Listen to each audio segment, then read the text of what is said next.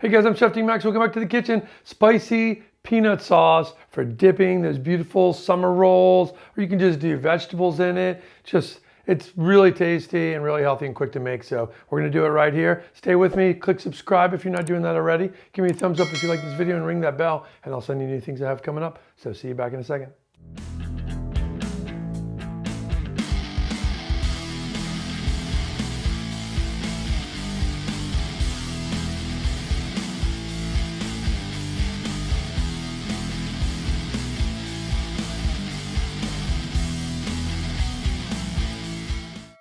Okay guys, so Thai, Vietnamese, peanut sauce, which kind do you like? Doesn't matter, you know, some use something, some use others. Some people do really quick versions. Some people just take peanut butter and water, blend them up, and there you go. Now, it's really what you like. When I'm dipping a summer roll or vegetables in there that are room temperature or cold, I mean, you want a little bit thicker of a sauce, but I don't like it pasty.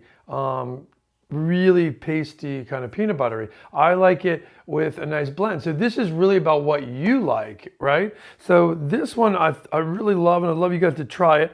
We're gonna start it off first by, I just basically take one garlic clove, okay? I don't overdo it with the garlic, right? And I'm gonna take water, okay?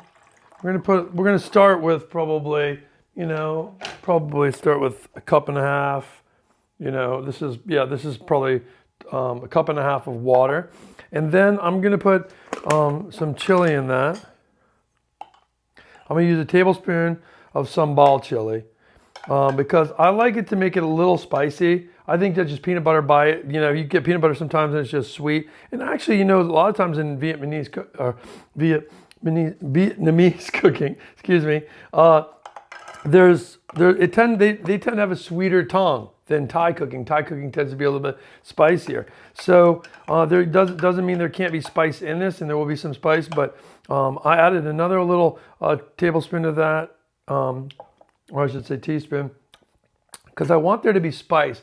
The peanut is that super fatty, savory. Then you've got the garlic in there, is gonna give you a little bit earthy, and then you're gonna have that little bit of spice in there. Now the difference between this and let's say a sauté sauce, a peanut sauce that you have in Thailand for sauté, would be way different, because in those they tend to use coconut milk, they use tamarind, they use curry in that. They cook all of it together, and then once it's cooked, it's ready like that. But that's usually for like kind of skewered meat. You could definitely do skewered meat with this, but you don't have to.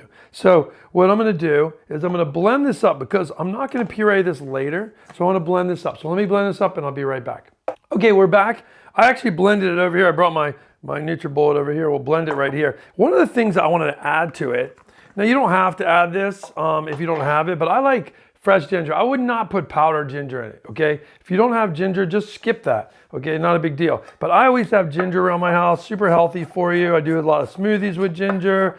I do a lot of cooking with ginger, so I always have ginger. So there was like, I would say like a 1 inch, what we call a 1 inch piece. So that's kind of the measurement sometimes. 1 inches of ginger like that, peeled. Peel it with a spoon, right? And then I'm gonna add that in here too. And I'm gonna blend this up really good. Let's blend it one more time.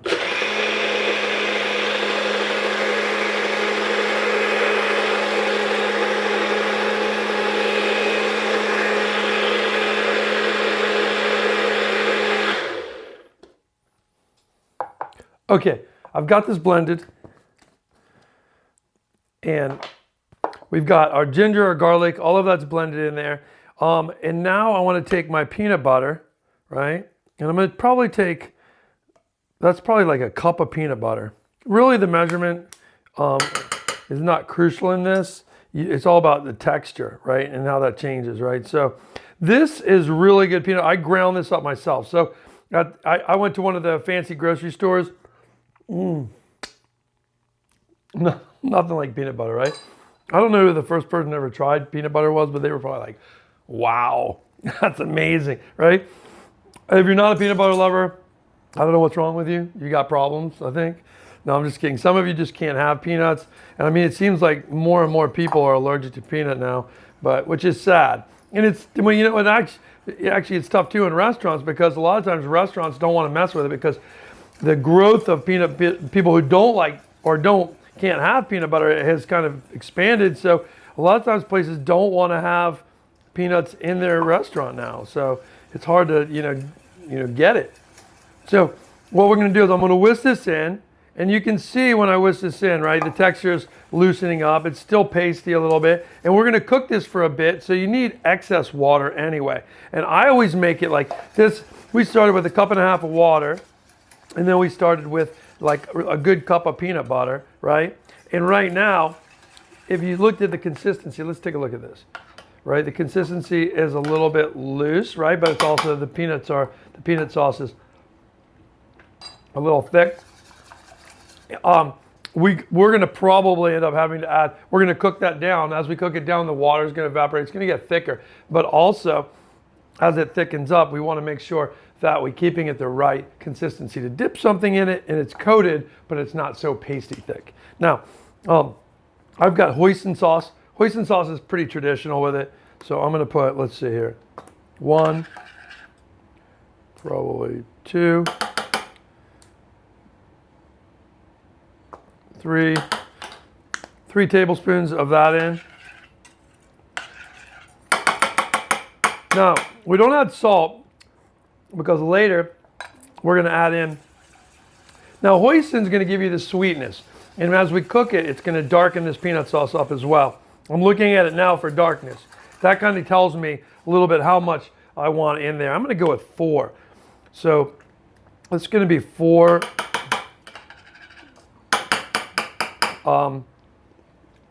tablespoons of the hoisin. And then I'll have the recipe completed for you guys below, so you can just look down in below the comments there. Now, with this, I do fish sauce as well, and then I'm going to add in fish sauce. I'm going to do fish sauce to taste. Now, what I always cook, I'll cook a little fish sauce in it. So I'm going to put 1, 2, 3. Okay, I'm going to put 3 in there, 3 tablespoons full, and then once I get to that. Now I'm just going to go ahead and put this on the stove. So I want to put this on the stove, okay? And I'm going to let this cook. I'm going to simmer it for probably about 10 minutes bring it up. You can go high to get it hot, not super high. Not pay attention. Just get it hot quick, and then turn it down to a lower temperature and just lightly simmer it for about 10 minutes to bring all those flavors together. Let the garlic get a chance to cook and let the flavors melt. Okay, so I'm going to show you what that looks like. See you back in a second. Okay, guys, this is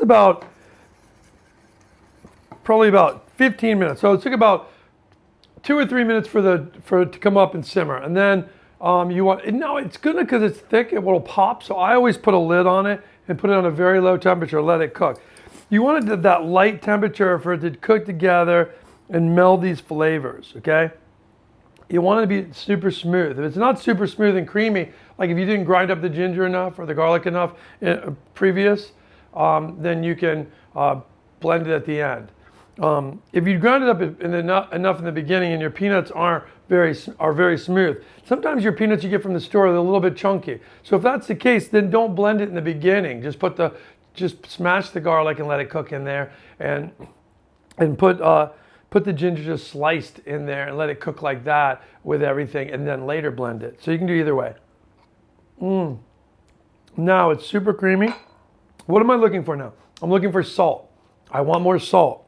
So this Thailand and Vietnam fish sauce is basically liquid salt for them.